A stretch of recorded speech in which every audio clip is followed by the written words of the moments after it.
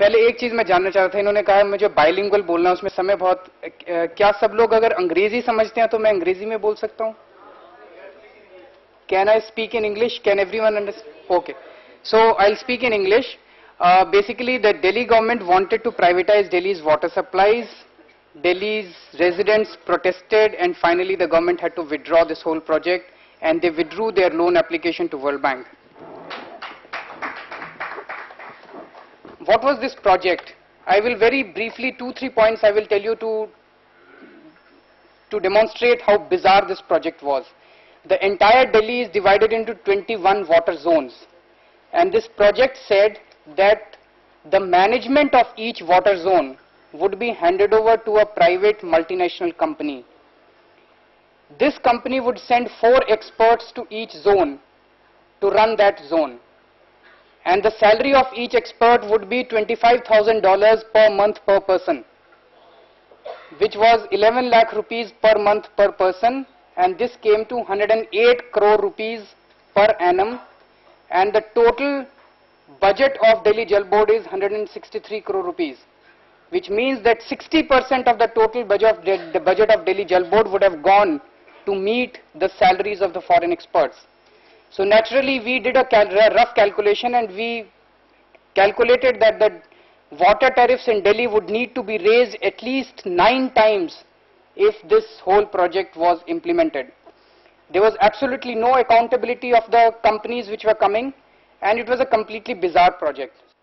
Now this whole project started in 1998. In 1998, for the first time, Delhi government approached the World Bank for a loan to improve its water sector. And this whole project was going on in complete secrecy. There were very few people, like the Union of Delhi Jal Board came to know something about it, and they started making noises about it. In 2004 November, Asian Age came up with a story saying that the Delhi Jal Board was planning to privatize its water supplies. When we read this story, we filed an RTI application, right to information application, saying that please give us copies of all the files dealing with this project. Initially, Delhi Jal Board refused that there was any such project, but when we went in appeal, they finally admitted that yes, there was a project, and it was ordered that all these documents should be made available to us. And finally, in 6 months' time, we got 9,000 pages of documents.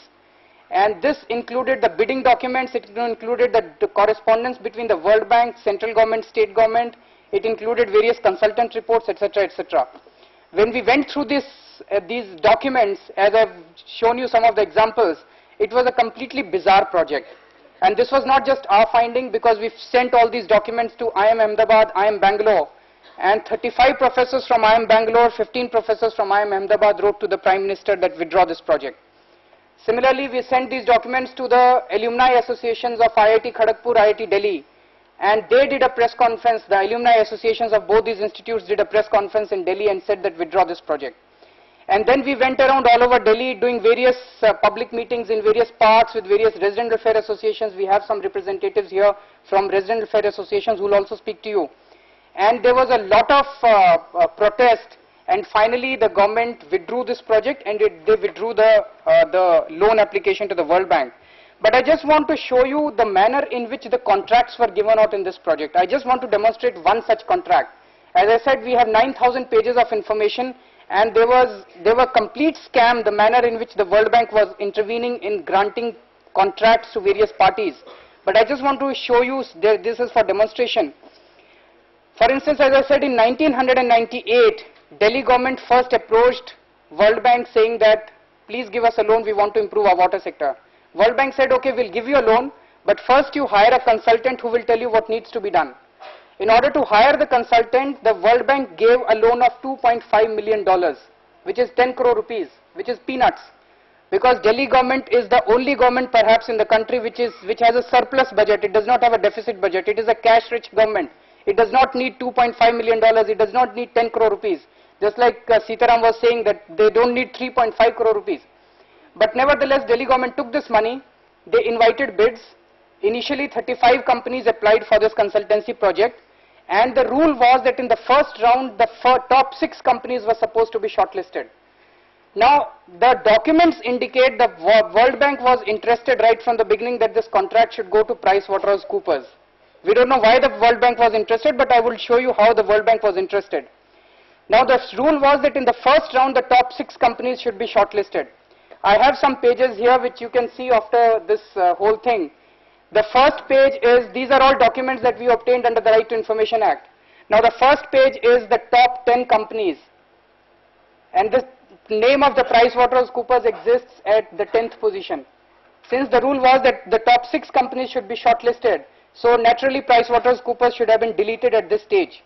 But next page is a file noting from Delhi Jal Board's files, where an officer has written that PricewaterhouseCoopers, though ranked at number 10, have been selected to meet the requirement of the World Bank, that is, at least one company should be from a developing country. So PricewaterhouseCoopers was declared as an Indian company, and they were brought up from 10th position to 6th position. Now, these top 6 companies were asked to submit their technical bids and financial bids. They submitted their bids.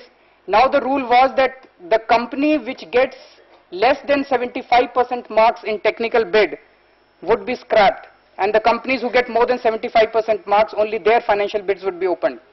Now, this page is the score sheet of which company got how many marks in technical bids.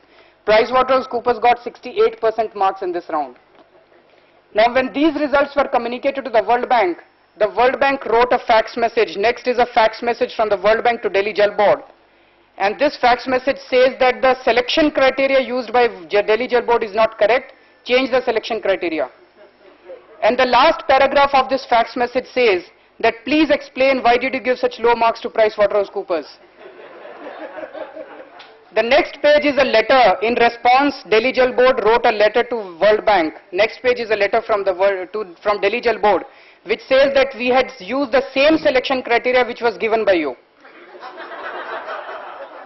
Now, please don't force us to change the sub-criteria at this stage. But World Bank did not agree. Next page is a fax message from World Bank which says that nothing doing, you cancel all the bids, call for fresh bids. After this, a meeting of Delhi Jal Board took place. This meeting was chaired by the Chief Minister of Delhi. These are minutes of the meeting. And these minutes of the meeting state that the World Bank is violating its own guidelines. Changing the sub-criteria at this stage would be terribly embarrassing for Delhi Jal Board and would even be questioned by the affected firms.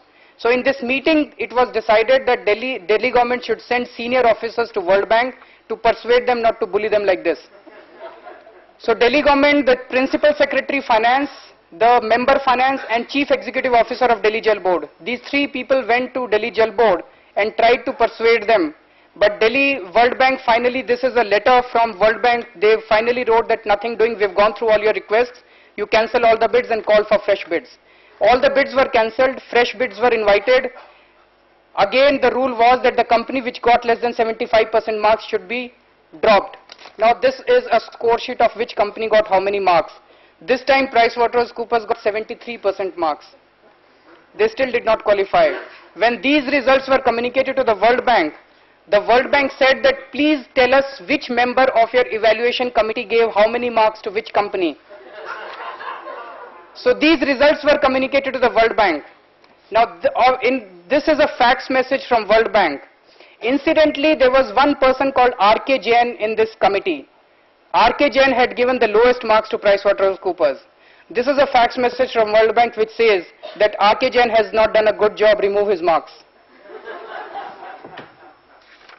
And this is a letter from Delhi Jal Board to World Bank saying that as per your instructions, we have removed R.K. Jain's marks, and this is how PricewaterhouseCoopers technically qualified. When these documents came out, it raised a very important question. Are we citizens of an independent India?